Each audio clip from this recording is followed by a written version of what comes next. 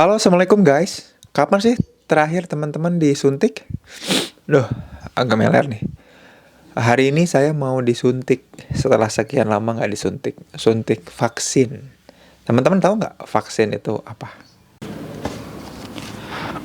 Alhamdulillah beres di vaksin, sekarang lagi di kampus. Tadi nggak sempet ngerekam banyak nih soal vaksin karena banyak tentara juga yang lagi divaksin dan juga lagi pendidikan. Nah, takutnya mereka berkeberatan masuk dalam video ya. Takutnya kan nanti ditempatkan di mana malah mungkin kan ada yang jadi intel ya. Nanti ketahuan ya videonya bahwa dia tentara gitu. Jadinya tadi divaksin, alhamdulillah di sebelah kiri. Dan sekarang lagi di kampus, ada beberapa rapat dulu diskusi sambil mau ngecek kondisi kampus.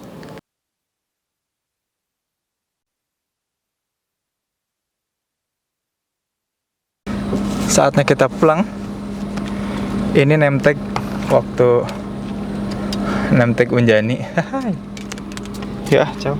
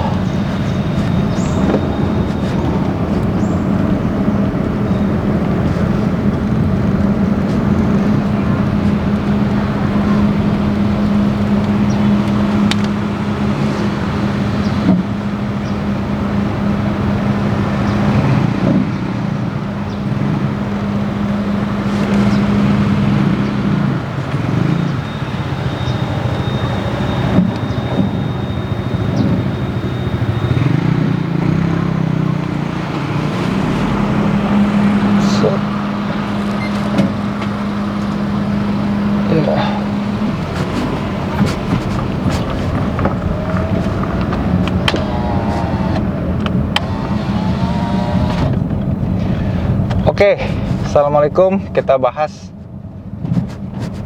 mulai bahas soal vaksin ya. Vaksin itu apa sih? Jadi vaksin itu upaya kita untuk mendapatkan namanya imunisasi, yaitu supaya tubuh kita jadi imun ya. Alhamdulillah tadi udah divaksin dan vaksinnya dari Bio Farma ya. Ada kemungkinan Sinovac ya. Bukan kemungkinan deh, memang udah dipastikan dapat Sinovac. Nah, jadi bagaimana pendapat saya tentang vaksin? Ya, vaksin itu kan upaya kita supaya kemudian kita punya imun ya. Jadi upaya yang disengaja. Jadi vaksin itu kan ada beberapa cara. Salah satunya adalah memasukkan virus ke dalam tubuh kita, baik itu yang udah dimatikan atau dilemahkan, supaya imun kita naik ya, imun kita meningkat. Nah, ini upaya pertama, jadi vaksin pertama kali di mana saya disuntik vaksin. Jadi upaya supaya saya atau tubuh itu ngebangun imun, supaya tubuh ngebangun imun. Jadi dikasih virus yang dilemahkan atau dimatikan supaya tubuh itu ngebangun vaksin. Nah, keberhasilan dari vaksin itu bukan dari apakah saya nanti tertular apa enggak, bukan, tapi kalaupun tertular saya punya cukup imun. Nah, jadi keberhasilannya bukan dari ketularan apa enggak, tapi imunnya ada apa enggak. Begitu ceritanya.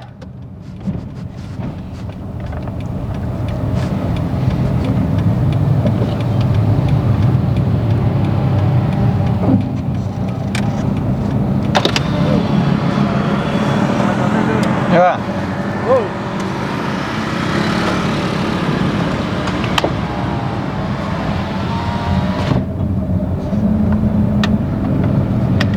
Nah, ngomong-ngomong soal yang penting dapat, jadi kan vaksin itu yang penting tuh imunnya muncul ya. Nah, beberapa penelitian ya, nanti saya akan coba masukkan nih beberapa penelitian nunjukin kalau ternyata manusia tuh pada alamiahnya tuh bisa loh bikin vaksin sendiri. Jadi nggak usah disuntik vaksin juga bisa. Jadi manusia tuh punya mekanisme imunisasi sendiri. Jadi kita juga punya dan bisa imun secara natural dan alamiah. Caranya gimana? Caranya yang pertama adalah terpapar. Jadi kalau kita udah pernah terpapar atau terkena COVID, itu tubuh otomatis akan ngebangun imun. Kenapa ya? Karena pernah mengalami dan si tubuh udah kenal si virus itu. Gitu. Nah, makanya kenapa vaksin itu hanya diberikan kepada orang-orang yang belum pernah positif. Karena kalau udah pernah positif, dia kemungkinan besar sudah punya imun, sudah punya antibodi. Nah, ternyata levelnya beda-beda ya. Ada beberapa jurnal yang kemudian bilang orang-orang yang imunnya terbangun dengan baik ya adalah orang-orang yang ketika dapat COVID ya, itu dia COVID-nya lumayan parah ya, sampai bukan cuma bergejala tapi udah parah gitu. Yang imunnya level sedang adalah katanya orang-orang yang sudah terpapar dan terkena COVID tapi levelnya masih bergejala. Jadi ngerasa demam, hilang penciuman ya, tapi nggak sampai sesak, nggak sampai harus dirawat ya. Yang isolasi mandiri tapi ada gejala ya, demam dan lain-lain, itu juga mulai terbangun imunnya. Gitu. Nah, yang imunnya mulai kebangun juga tapi kecil sedikit katanya, di bawah 25% kebangun imunnya adalah yang kayak gimana? Adalah orang-orang yang ketika dites positif tapi dia nggak punya gejala, jadi sehat, tapi pas dites swab PCR positif. Nah, itu orang-orang yang kebangun imunnya katanya menurut penelitiannya 25% aja. Nah, orang yang divaksin itu orang yang negatif, orang yang sehat, yang negatif lah ya. Kalau kita disuntik vaksin, kita kemungkinan, ini kata penelitiannya, akan kebangun imun sebanyak 65%. Lumayan lah ya. Nah, sisanya ngapain? Ya, sisanya tetap harus ngejaga protokol kesehatan. Makanya kenapa upaya kita untuk tetap bisa sehat, ngejaga imun, ya penting. Salah satu ikhtiarnya, usahanya dengan divaksin. Gitu ceritanya, teman-teman. Nah, kok saya bisa divaksin ya? Kenapa kok saya bisa divaksin? Karena bagian dari program pemerintah, yaitu pendidik. Jadi saya tenaga kependidikan. Berarti masuk dalam prioritas setelah kuota tenaga kesehatan, lembaga pemerintahan yang berkaitan dengan pelayanan, juga sekarang baru masuk nih tenaga kependidikan. Karena saya juga sebetulnya seorang dosen ya. Jadinya alhamdulillah dapat kampus juga. Jadi satu kampus itu para dosen kebagian untuk divaksin. Nah, kebetulan divaksinnya itu saya dapat di Rumah Sakit Dustira. Karena kampus tempat saya mengajar adalah kampus yang terafiliasi sama TNI Angkatan Darat. Maka ketika vaksin itu barengan sama para tentara dan juga para calon taruna ya yang sedang pendidikan. Nah, makanya tadi sebetulnya saya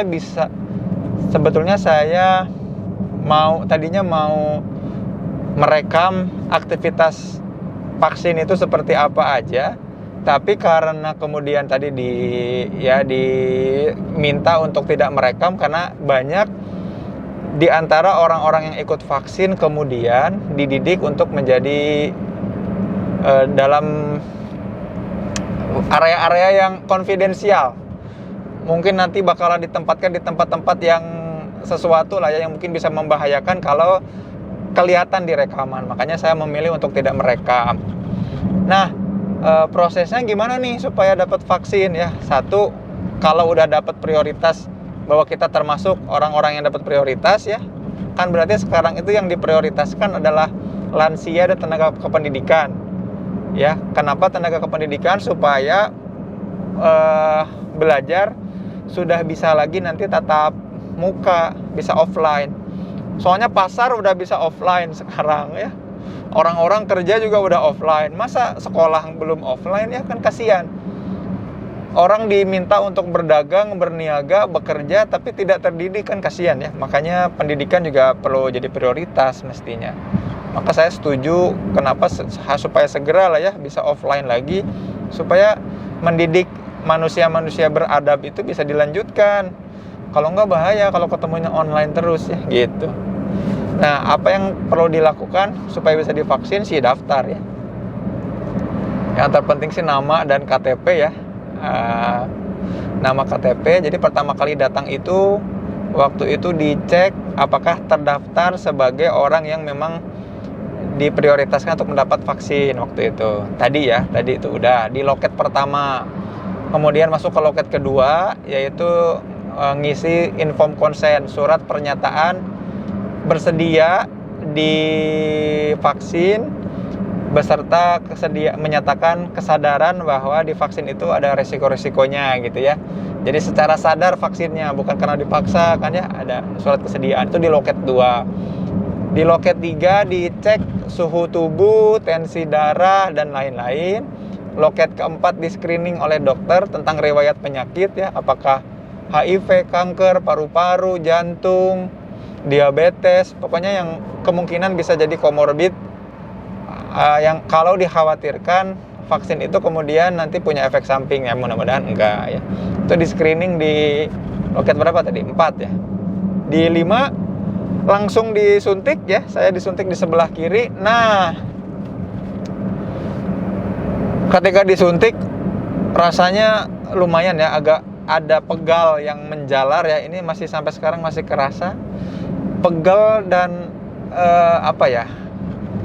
seperti yang minum soda ya, kalau minum Coca-Cola atau Sprite tapi di seluruh tubuh gitu, tapi kecil-kecil, tipis-tipis.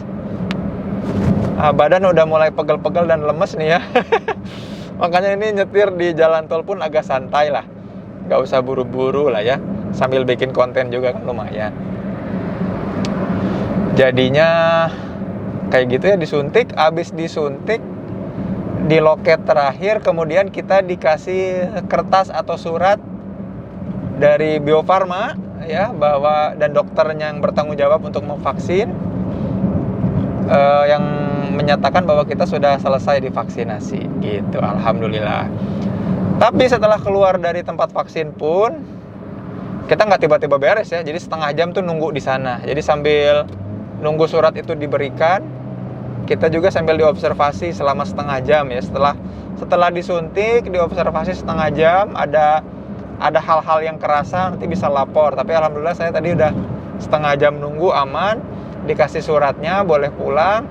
Kemudian nanti ada SMS yang kemudian isinya tuh link sertifikat bahwa saya sudah divaksin. Nah, konon ada beberapa mitos soal habis divaksin ya, katanya jadi lapar, jadi lemes, jadi haus. Sejauh ini yang saya rasain sih cuman pegel aja, pegel dan mulai kerasa agak lemes nih, cuman pegel-pegel aja. Dan nah, video ini nanti akan saya ceritakan apa-apa yang saya rasakan soal vaksin ya. Itu dulu sementara, nanti kalau ada lebih lanjut yang kerasa saya akan lanjut sharing. Rencananya sore ini juga mau basket nih, mudah-mudahan aman ya basket. Nah, ini udah H-4 dari vaksin ya. Jadi saya mau share apa aja yang kerasa selepas vaksin. Jadi hari H-nya ketika vaksin itu kan divaksin pagi. Nah, sorenya itu langsung basket ya. Jadi setelah vaksin itu memang efek yang kerasa itu lumayan lemes dan juga ngantuk ya. Jadi saya pulang siang, zuhur, habis sholat zuhur dan makan tuh tidur siang ya. Nah, bangun tidur sekitar 1 jam, lumayan seger lagi, biasa lagi, dan jam 3-nya basket ya. Pas asar itu, beres asar tuh basket. Dan selama malam juga nggak ada demam, nggak ada menggigil. Karena pengakuan beberapa temen itu ada juga yang setelah vaksin itu malamnya langsung menggigil atau demam. Saya alhamdulillah nggak ada ya, nggak ada demam, nggak ada menggigil. Besoknya H+1 berarti besoknya biasa aja badan, cuman memang setiap kali yang bekas suntik dipegang tuh ada agak nyeri dikit. Tapi kan ngapain ya, kalau nggak iseng megang-megang atau neken-neken ngapain. Cuman memang sorenya dan besoknya itu setiap kali tidur ngadep ke kiri dan ini tertekan itu jadi agak linu dan sakit. Tapi cuman 2 hari itu aja, sisanya aman. Nah, soal yang kerasa sendiri apa? Nggak ada sih, nggak banyak yang kerasa. Jadi nggak lemes, nggak pusing, nggak ada demam, malam-malam tidak menggigil ya, semuanya aman-aman aja. Yang paling kerasa itu adalah badan menjadi kayak yang semakin berat aja. Apa karena nambah kiloan kali ya? Itu yang belum dicek. Tapi sejauh ini aman ya. Jadi buat sahabat-sahabat semua yang lagi nonton, yang lagi nyimak dan takut ketika vaksin, kayaknya nggak masalah deh. Terus ada yang bilang, apakah karena saya muda gitu ya? Jadi umur saya itu tahun ini mau 35. Jadi ya mungkin karena muda juga ya. Nggak tahu 35 itu muda. Menurut saya sih udah tua ya. Di atas 30-an. Itu aja, terima kasih udah mau datang dan nyimak video ini. Mudah-mudahan kita semua selalu dilindungi Allah dalam kesehatan, keberkahan hidup, dan juga kemanfaatan ketika hidup ya. Dan mudah-mudahan kita semua dipertemukan dengan orang-orang yang kita cintai di surganya Allah yang penuh kenikmatan. Terima kasih ya, jangan lupa like dan subscribe. Sampai jumpa di video selanjutnya. Assalamualaikum warahmatullahi wabarakatuh.